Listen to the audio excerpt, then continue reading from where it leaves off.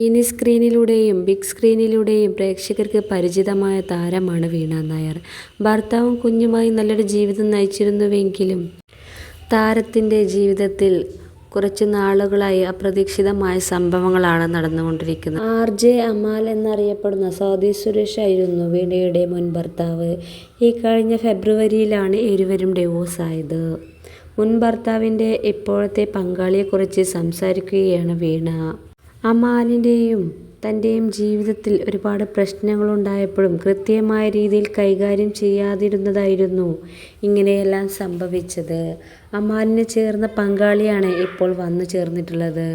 30-ൽ വിവാഹം കഴിച്ചാൽ മതിയായിരുന്നു, പക്വത വരാൻ അത്രയും ടൈം എടുക്കണമെന്നാണ് വീണ പറയുന്നത്. വിവാഹമോചന തീരുമാനത്തിൽ വിഷമമില്ല എന്നാണ് വീണയുടെ വാക്കുകൾ. ഞാനാകെ മാറി, ഇപ്പോൾ ആ പഴയ ഞാനല്ല, ഇപ്പോൾ എന്തിനേയും അഭിമുഖീകരിക്കാൻ പഠിച്ചു. പുള്ളി നല്ലൊരു മനുഷ്യനാണ്, എനിക്ക് ദേഷ്യവും വൈരാഗ്യവും ഒന്നുമില്ല എന്നാണ് വീണ പറയുന്നത്. എടുത്തുചാട്ടവും ദേഷ്യവും എല്ലാം എനിക്കുണ്ടായിരുന്നു. ഇപ്പോൾ അതെല്ലാം എന്താണ് ചെയ്യുന്നത്, പ്രവർത്തിക്കുന്നത് എന്ന് വ്യക്തമായ ധാരണയുണ്ട്. നടി ഇനി രണ്ടാം വിവാഹം കഴിക്കുമോ എന്നാണ് ആരാധകർ ഉറ്റുനോക്കുന്നത്.